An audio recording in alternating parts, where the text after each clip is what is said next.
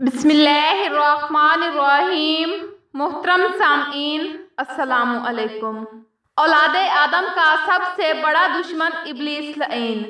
ابلیس لعین نے جب حضرت آدم علیہ السلام کو سجدہ کرنے سے انکار کیا تو اللہ تعالیٰ نے اسے اپنے دربار سے نکال دیا۔ تو اس دن سے ہی ابلیس کا انسان سے دشمنی کا آغاز ہوا۔ ابلیس کے شیطانی وسوسوں سے دنیا کا کوئی بھی فرد محفوظ نہیں رہ سکتا۔ یہ اپنے شیطانی وسوسوں سے بڑے بڑے متقی اور پرہیزگاروں کو بھٹکا دیتا ہے۔ اس ویڈیو میں ہم انہی لوگوں میں سے ایک عبادت گار اور متقی شخص برسیسا کا واقعہ جانیں گے، جس نے ساری زندگی اللہ کی اطاعت اور فرما برداری میں گزار دی، لیکن شیطان نے کچھ ایسی چال چلی کہ وہ ایک حسینہ کا دیوانہ ہوا اور کافر ہو کر مرا۔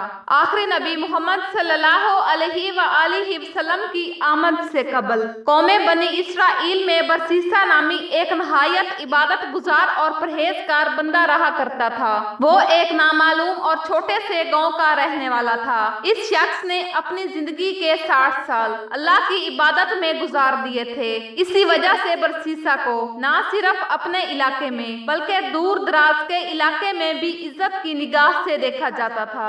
ایک مرتبہ برسیسا کے گاؤں کے 3 نوجوانوں کو جو آپس میں سگے بھائی تھے جنگ پر جانا پڑا۔ ان تینوں کی ایک نوجوان اور خوبصورت بہن تھی، لہٰذا وہ اپنی بہن کو اکیلا چھوڑ کر جانے پر رضامند نہ تھے۔ وہ چاہتے تھے کہ کوئی ایسا ہو جو ان کی غیر موجودگی میں ان کی بہن کی دیکھ بھال کرے، لہٰذا گاؤں والوں نے انہیں مشورہ دیا کہ تم اپنی بہن کو برسیسا کی سرپرستی میں چھوڑ جاؤ، کیونکہ وہ بہت ہی متقی اور پرہیزگار شخص ہے۔ اس مقصد کے لیے یہ سب مل کر برسیسا کے پاس گئے اور اس سے لڑکی کی رکھوالی کرنے پر رضامند کرنا چاہا۔ برسیسا نے یہ سارا ماجرا سن کر اپنی عبادت میں خلل اور دیگر پریشانیوں کی وجہ سے انہیں انکار کر دیا، لیکن اس موقع پر شیطان نے برسیسا کے دل میں پہلا وسوسہ ڈالا۔ شیطان نے برسیسا کی نرم دلی سے فائدہ اٹھاتے ہوئے اس سے سرگوشی کی کہ اگر ان لوگوں کو تم جیسا نیک آدمی نہ ملا اور اگر اس لڑکی کو کسی غلط آدمی کے پاس چھوڑ دیا تو اس لڑکی کی زندگی خراب ہو سکتی ہے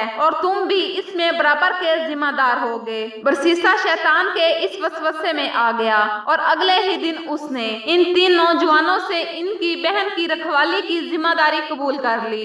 اب وہ نوجوان لڑکی برسیسا کی عبادت گاہ کے سامنے والے گھر میں رہنے لگی۔ شروعات میں برسیسا کھانے پینے اور دیگر ضروریات کی چیزیں اپنی عبادت گاہ کے باہر رکھ دیا کرتا اور وہ لڑکی یہ چیزیں اٹھا کر لے جاتی۔ ایک دن شیطان نے آ کر برسیسا کے دل میں یہ خیال ڈالا کہ تم کھانے پینے کی چیزیں لڑکی کے گھر کے دروازے کے باہر کیوں نہیں رکھ دیتے، اس طرح اسے خود چل کر تمہاری عبادت گاہ تک نہ آنا پڑے گا اور وہ لوگوں کی نظروں سے بھی محفوظ رہے گی۔ برسیسا اس بات پر راضی ہو گیا اور کھانے پینے کی چیزیں اس لڑکی کے گھر کے دروازے کے باہر رکھنا شروع کر دی۔ چند دنوں کے بعد شیطان پھر برسیسا کے پاس آیا اور اس سے کہا، کیوں نہ تم یہ کھانا اس لڑکی کے گھر کے اندر رکھ آؤ، اس طرح وہ دروازہ کھولنے اور گھر سے نکلنے کی زحمت سے بچ جائے گی اور کسی آدمی کی نظر میں آنے سے بھی بچی رہے گی۔ برسیسا کو شیطان کی یہ بات بھی بہت بھلی محسوس ہوئی اور اس نے کھانا پینا اس لڑکی کے گھر کے اندر رکھنا شروع کر دیا۔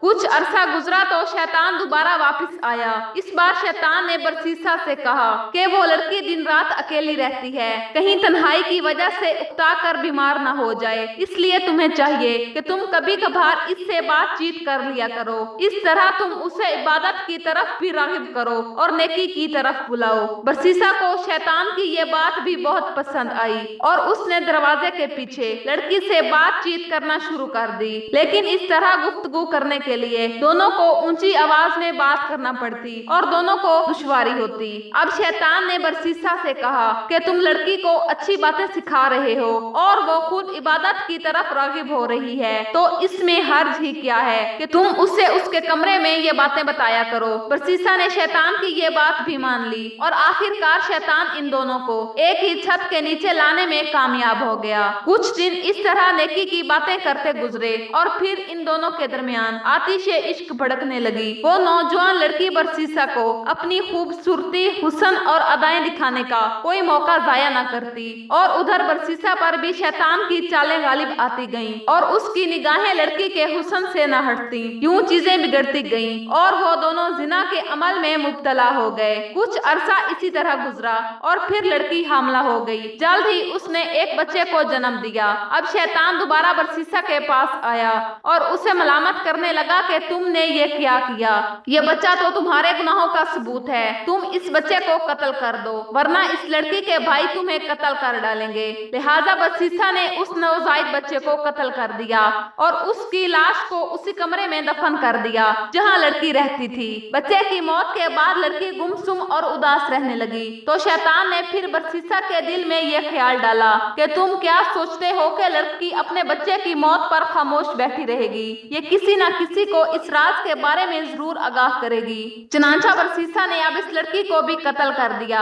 और उसे उसके बच्चे के साथ दफना दिया। कुछ अरसा बाद जब उस लड़की के भाई जंग से वापस आए तो बरसीसा ने इन्हें बताया कि इनकी बहन बीमारी के सबब इस दुनिया से जा चुकी है।